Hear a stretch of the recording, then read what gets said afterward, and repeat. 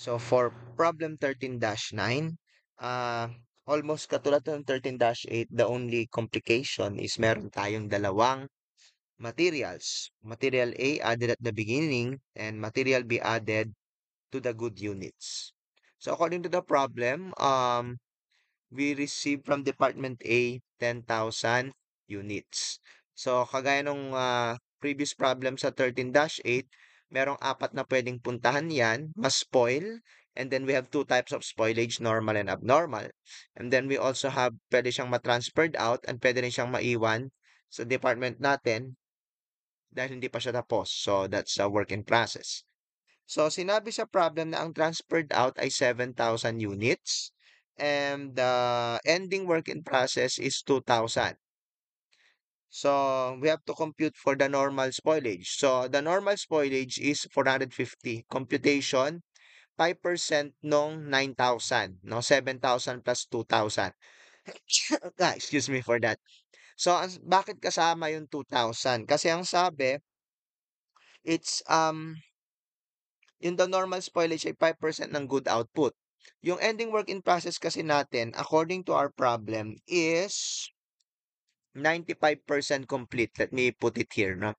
Lagyan na natin ng ano, ng ah what do you call this? Yung columns for EUP. So sabi kasi sa problem, yung ating ending work in process is 95% complete. So ibig sabihin, itong ating ending work in process na 95% complete ay dumaan na sa inspection point. So it's now considered good units. Nakapasa siya sa inspection. So kaya kasama siya dun sa basis ng normal spoilage. 5% ng 7,000 and 2,000. Okay?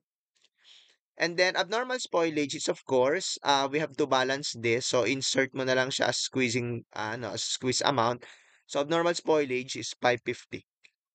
So puntahan natin yung yung conversion cost. Yun muna yung unahin natin. So meron tayong 95% for ending work in process.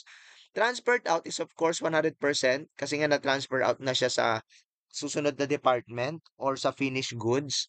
Kaya kumpleto na siya, 100%. Now, normal and abnormal spoilage, ang kanilang conversion is 90% kasi ang sabi sa problem, inspection is at 90% stage of completion. So, yung spoilage, bago sila madiskubre, 90% converted na sila. Kasi nga ang inspection is at 90% stage of completion. Okay? So, getting their EUPs, ito po yung ating mga sagot. Ayan. So, alam niyo na naman yung solution dyan. Ano? Na doon sa 13-8, ginawa na natin yon. Now, let's proceed to material A. Yung material A kasi is added at the beginning of the process. So, lahat naman sila dumaan sa beginning of the process. So, lahat sila ay 100% complete sa material A, kaya ang kanilang EUP ay ito.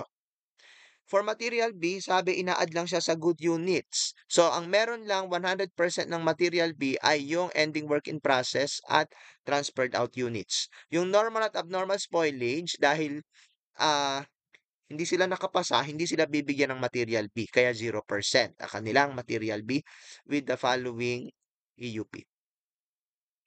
So let's now proceed to the cost. So we have here yung cost added kasi wala tayong beginning work in process.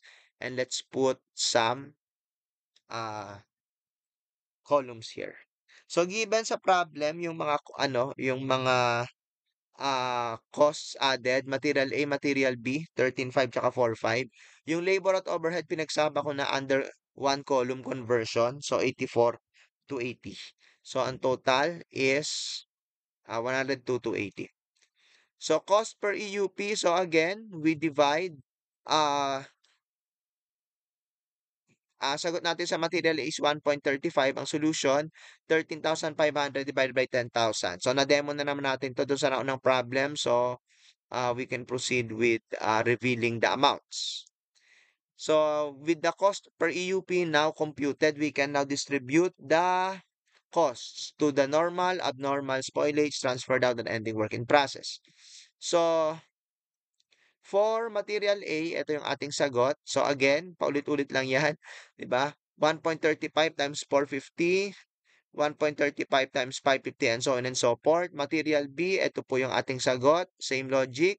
no? Para sa solution, ayan, 0.50 times 0, ayan, 0.50 times 0. So, cross multiplication na yan, cross multiplication, alam nyo na yan. And then, we get the amounts here, no? Conversion, tsaka in total.